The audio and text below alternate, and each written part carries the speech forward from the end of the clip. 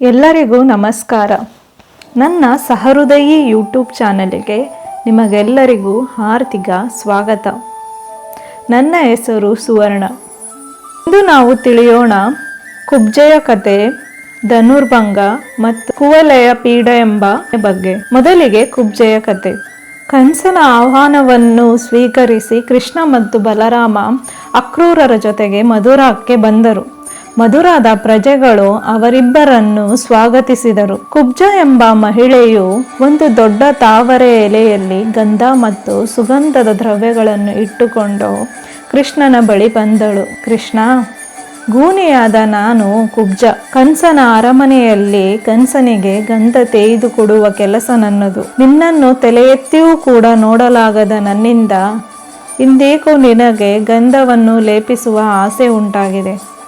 ಅನುಮತಿ ಕೊಡುವೆಯಾ ಎಂದು ಕೇಳಿದಳು. ಅದಕ್ಕೆ ಕೃಷ್ಣ ನಗುತ್ತಾ ಹಚ್ಚಿ ಎಂದು ಕೈಗಳನ್ನು ಮುಂದೆ ಮಾಡಿದನು. ಆ ಮಹಿಳೆ ಕೈಗಳಿಗೆ ಗಂಧವನ್ನು ಲೇಪಿಸಿದಳು. ಕೃಷ್ಣನು ಆ ಸುಗಂಧದ ದ್ರವ್ಯದ ಸ್ವಾದವನ್ನು ಆಹ್ಲಾದಿಸಿದನು ಮತ್ತು ಹೇಳಿದನು, ಇನ್ನು ಎಷ್ಟೊತ್ತು ಕೈಗೆ ಗಂಧವನ್ನು ಹಚ್ಚುತ್ತೀಯ? ನನ್ನ ಮುಖಕ್ಕೂ ಕೂಡ ಸ್ವಲ್ಪ ಹಚ್ಚು ಎಂದು ಹೇಳಿದನು. ಆಗ ಗೂನಿಯಾದ ಕುಬ್ಜ ಹೇಳಿದಳು, ಗೂನಿಯಾದ ನನಗೆ ಪಾದಗಳನ್ನು ಹೊರತು ಬೇರೆದನ್ನು ನೋಡಲು ಸಾಧ್ಯವಿಲ್ಲ ಕೃಷ್ಣ ಎಂದು ವ್ಯಥೆಯಿಂದ ಹೇಳಿದಳು.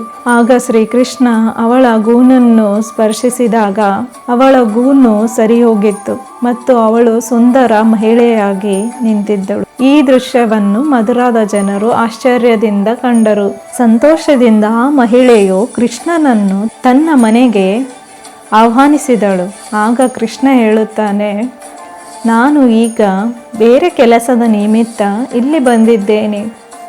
ನೀನು ಈಗ ನಿಮ್ಮ ಮನೆಗೆ ಹೋಗು. ನಾನು ನಂತರದಲ್ಲಿ ನಿನಗಾಗಿ ಬರುವೆ ಎಂದು ಹೇಳುತ್ತಾರೆ.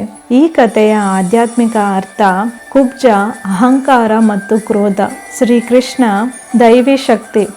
ಭಕ್ತಿಯಿಂದ ದೇವರನ್ನು ಸೇರಿಕೊಂಡರೆ ಜೀವನದ ದೋಷಗಳು ದೂರವಾಗಿ ಆತ್ಮವು ಸುಂದರವಾಗುತ್ತದೆ. ಕೃಷ್ಣನನ್ನು ಮಧುರೆಯಲ್ಲಿ ಕಂಡ ಮಧುರೆಯ ಜನರು ತುಂಬ ಸಂತೋಷಪಟ್ಟರು. ಕೃಷ್ಣ ನಮ್ಮನ್ನು ಈ ಕಂಸನ ಬಂಧನದಿಂದ ಮುಕ್ತಿಗೊಳಿಸುವನೆಂಬ ಆಸೆ ಅವರಲ್ಲಿತ್ತು. ಅವರೆಲ್ಲರೂ ಕೃಷ್ಣನನ್ನು ಪ್ರೀತಿಯಿಂದ ಸ್ವಾಗತಿಸಿದರು. ಆದರೆ ಕೃಷ್ಣನನ್ನು ತಮ್ಮ ಮನೆಗೆ ಆಹ್ವಾನಿಸಲು ಕಂಸನ ಭಯ ಕಾಡುತ್ತಿತ್ತು. ಆದರೂ ಕೂಡ ಒಬ್ಬ ಪ್ರಜೆ ಮುಂದೆ ಬಂದು ಶ್ರೀಕೃಷ್ಣನಿಗೆ ಆತಿಥ್ಯವನ್ನು ನೀಡಿದರು. ಅವನ ಮನೆಯಲ್ಲಿ ಶ್ರೀಕೃಷ್ಣ ಮತ್ತು ಬಲರಾಮನಿಗೆ ಊಟದ ವ್ಯವಸ್ಥೆಯೂ ಆಗಿತ್ತು. ಅವರು ಊಟದ ನಂತರ ಹೊರಂಡದಲ್ಲಿ ಮಾತನಾಡುತ್ತಾ ಕುಳಿತರು. ಕಂಸನ ಅರಮನೆಯಲ್ಲಿ ಮಹಾಧನಸ್ಸು. ಕಂಸನಿಗೆ ತಿಳಿದಿತ್ತು, ಆ ಧನಸ್ಸು ಮುರಿದರೆ ಅವನ ಸಾವು ಖಚಿತವೆಂದು. ಅದರ ಸುರಕ್ಷತೆಗಾಗಿ ಅವನು ತನ್ನ ಸಹೋದರರನ್ನು ಕಾವಲು ಕಾಯಲು ಹೇಳಿದನು.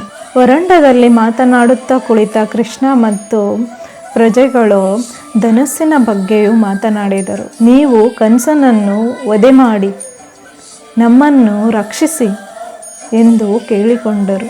ಕೃಷ್ಣನು ಪ್ರಜೆಗಳ ಕಷ್ಟವನ್ನು ಅರಿತುಕೊಂಡ. ಕಂಸನ ಅರಮನೆಯ ಮಹಾಧನಸ್ಸನ್ನು ಮುರಿಯುವವರು ಯಾರು ಕೃಷ್ಣ ಎಂದು ಪ್ರಜೆಗಳು ಕೇಳಿದರು.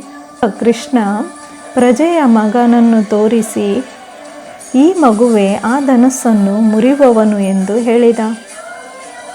ಮಗುವಿಗೆ ಆಶ್ಚರ್ಯವಾಯಿತು. ನಾನು ಧನಸ್ಸನ್ನು ಮುರಿಯುತ್ತೇನಾ ಎಂದು ಯೋಚಿಸಿತು. ಆದರೂ ಆ ಬಾಲಕ ಖುಷಿಯಿಂದ ಇದ್ದ. ಆ ದಿನ ರಾತ್ರಿ ಕೃಷ್ಣ ಮತ್ತು ಬಾಲಕ ಕಂಸನ ಅರಮನೆಯ ಕಡೆಗೆ ಹೊರಟರು. ಕಾವಲುಗಾರರು ಆಕ್ರಮಣ ಮಾಡಿದರು. ಆದರೂ ಕೃಷ್ಣ ಅವರನ್ನೆಲ್ಲ ಹೊಡೆದ. ಬಾಲಕ ಆ ಧನಸ್ಸಿನ ಮುಂದೆ ಹೋಗಿ ನಿಂತ. ಆ ಕೃಷ್ಣ ತನ್ನ ಮಾಯೆಯಿಂದ ಆ ಧನಸ್ಸನ್ನು ಮುರಿದ. ಆದರೆ ಬಾಲಕನಿಗೆ ಅನಿಸಿತು, ಧನಸ್ಸು ಮುರಿದಿದ್ದು ತಾನೇ ಎಂದು.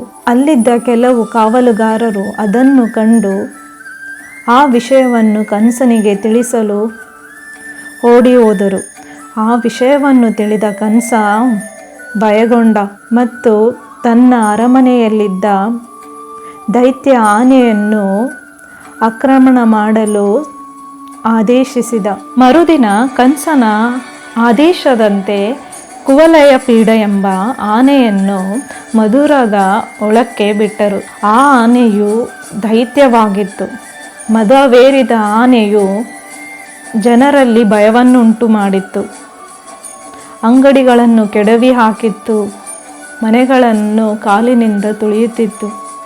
ಜನರು ದುಃಖದಲ್ಲಿ ಕೃಷ್ಣ ಕೃಷ್ಣ ಎಂದು ಕೂಗಿದರು.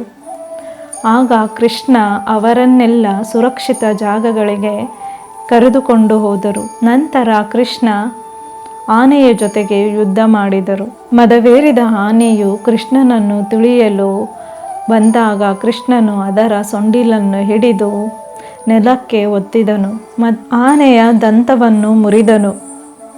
ಆನೆಯು ಸತ್ತು ಬಿದ್ದಿತ್ತು. ಈ ಕಥೆಯ ಆಧ್ಯಾತ್ಮಿಕ ಅರ್ಥ: ಆನೆ ಅಹಂಕಾರ, ಕ್ರೋಧ, ದುಷ್ಟತನ. ಶ್ರೀಕೃಷ್ಣ ಭಕ್ತರ ರಕ್ಷಣೆ, ದೈವ ಚೈತನ್ಯ. ಕಂಸನ ತಂದೆ ಉಗ್ರಸೇನ ಮೊಮ್ಮಗನಾದ ಶ್ರೀಕೃಷ್ಣನಲ್ಲಿ ಬಂದರು. ಶ್ರೀಕೃಷ್ಣ, ನೀನು ಜ್ಞಾನಿ, ಕಂಸ ಅಜ್ಞಾನಿ. ಅವನು ತನ್ನ ಜೀವನದಲ್ಲಿ ಬಹಳ ಕೆಟ್ಟ ಕೆಲಸಗಳನ್ನೇ ಮಾಡಿದ್ದಾನೆ. ನೀನು ನಿನ್ನ ಜ್ಞಾನದಿಂದ ಅವನನ್ನು ಸುಧಾರಿಸು. ಇದು ಒಬ್ಬ ತಂದೆಯ ವಿನಂತಿ ಎಂದು ತಿಳಿದುಕೋ ಕೃಷ್ಣ ಎಂದು ಹೇಳಿದ.